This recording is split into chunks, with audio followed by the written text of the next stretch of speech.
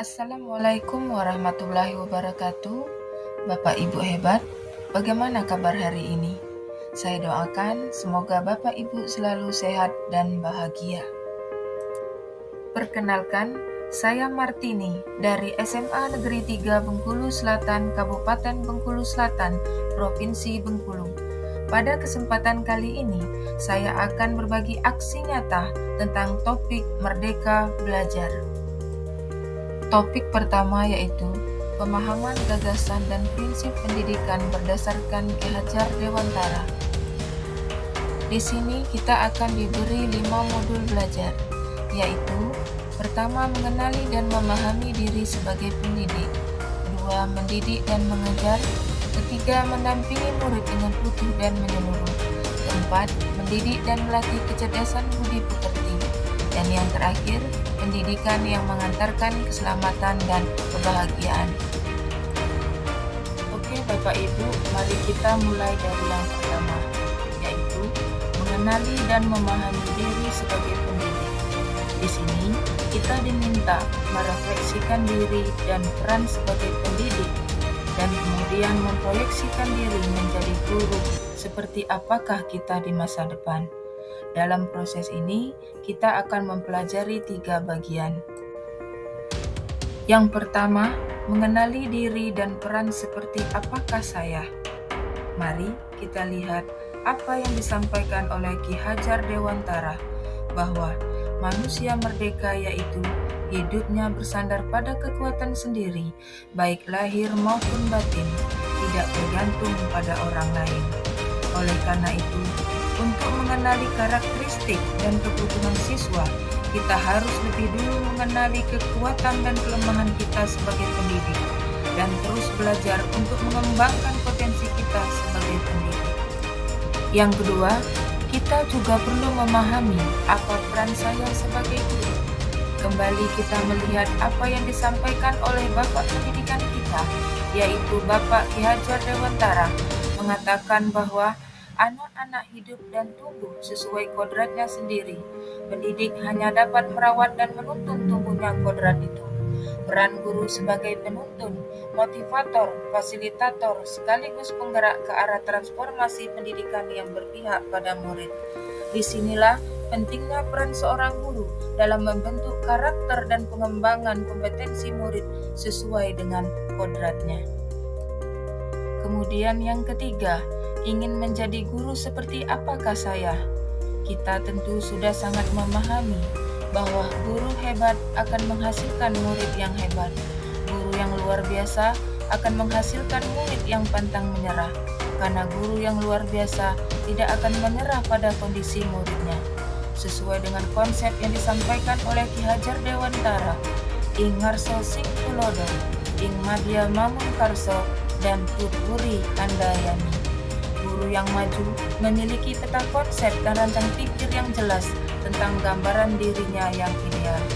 Sehingga saat kita memahami kekuatan dan kelemahan kita, maka kita akan mampu mengoptimalkan peran kita sebagai seorang guru yang ideal bagi murid kita. Selanjutnya, kita akan memasuki bagian yang kedua, yaitu mendidik dan mengajar. Di sini ada 3 bagian, yaitu mendidik menyeluruh, pendidikan selama 1 abad, dan menjadi manusia secara utuh. Ki Hajar Dewantara mengatakan, mendidik adalah menuntut segala kodrat yang ada pada murid agar mencapai kebahagiaan dan keselamatan sebagai manusia ataupun anggota masyarakat. Sedangkan mengajar yaitu sebuah proses atau bagian dari proses pendidikan dalam memberi ilmu untuk kecakapan hidup secara lahir ataupun batin. Selanjutnya, kita akan memasuki bagian yang ketiga, yaitu mendampingi murid dengan utuh dan menyeluruh. Ada 2 yang akan kita pelajari. Yang pertama, kodrat murid, dan yang kedua adalah azas trikon. Yang pertama kita bahas adalah kodrat murid, bahwa segala perubahan yang terjadi pada murid dihubungkan dengan segala kodrat, baik itu kodrat keadaan, kodrat alam, ataupun kodrat zaman. Tugas kita sebagai seorang guru memastikan seluruh dimensi yang ada di dalam kehidupan murid bisa digali dan dikembangkan secara maksimal. Sedangkan yang kedua, azas trikon, terdiri dari kontinuitas, konvergen, dan konsentris. Kontinuitas artinya pengembangan yang dilakukan harus berkesinambungan secara terus-menerus dengan perencanaan yang baik. Dan konvergen artinya pengembangan yang dilakukan dapat mengambil dari berbagai sumber. Sedangkan konsentris artinya pengembangan pendidikan yang dilakukan harus tetap berdasarkan pada kepribadian kita sendiri.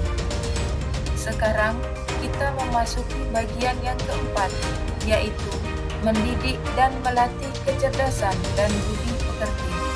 Ada dua bagian yang kita pelajari, yaitu budi pekerti dan teori konvergensi.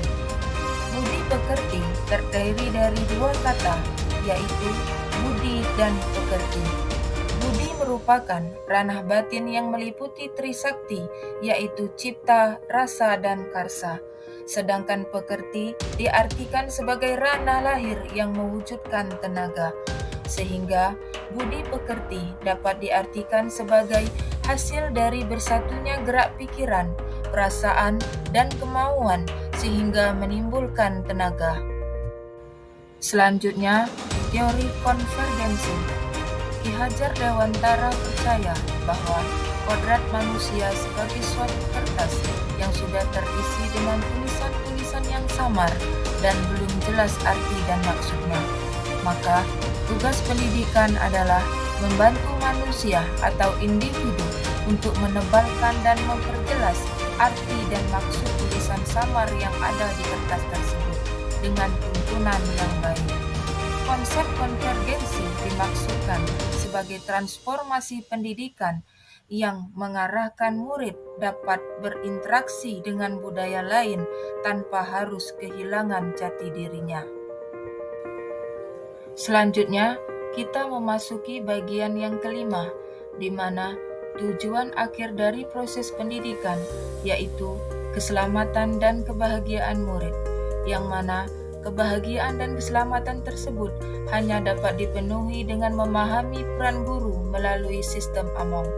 Guru menjadi pendidik yang adaptif, inovatif, reflektif, kolaboratif, dan berpihak pada murid.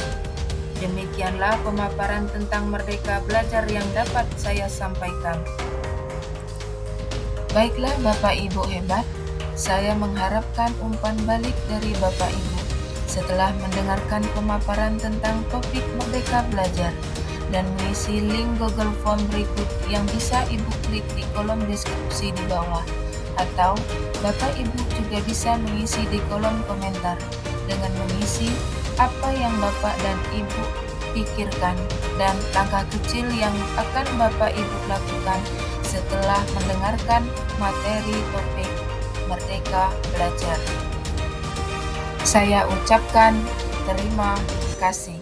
Salam dan bahagia.